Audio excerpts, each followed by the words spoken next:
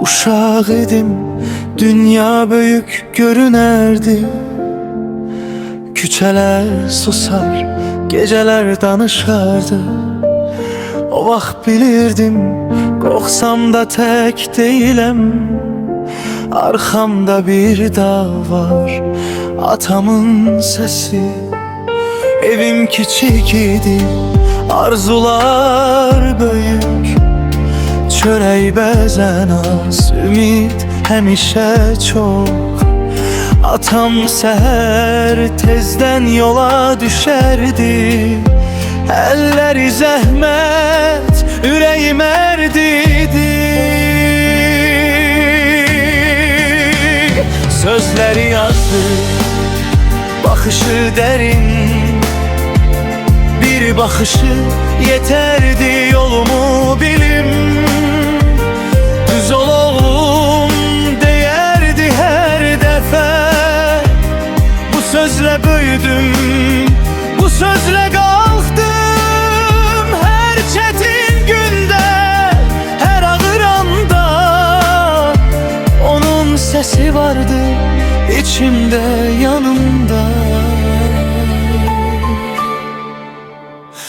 Atamın səsi yolumu ışıqlandıran, qaranlıq günlərdə məni saxlayan.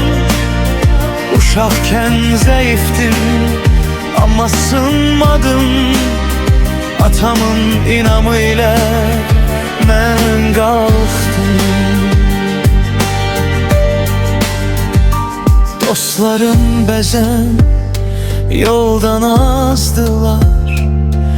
Mənə baxıb çətin yol dedilər.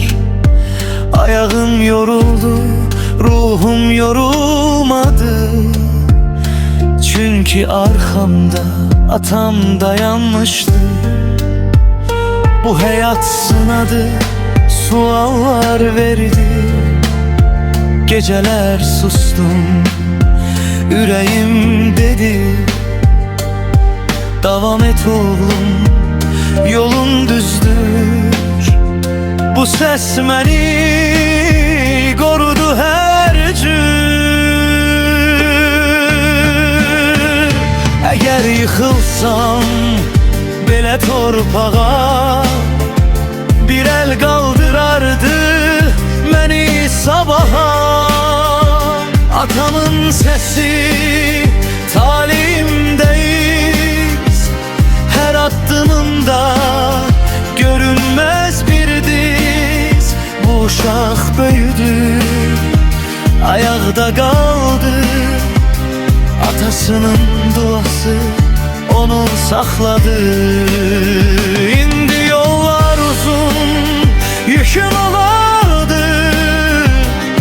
Amma qorxmuram, köküm sağlamdır. Əgər bir gün adım çekilərsə, bil ki bu zəhmətin pay atamdandır. Atamın səsi ürəyimdə qanun, düzlük, səbir, vicdan mənim yolum. Çətin uşaq idim, amma itmədim. Atam var idi, mən qalib gəldim. Uşaq idim, amma arxamda bir dağ var idi.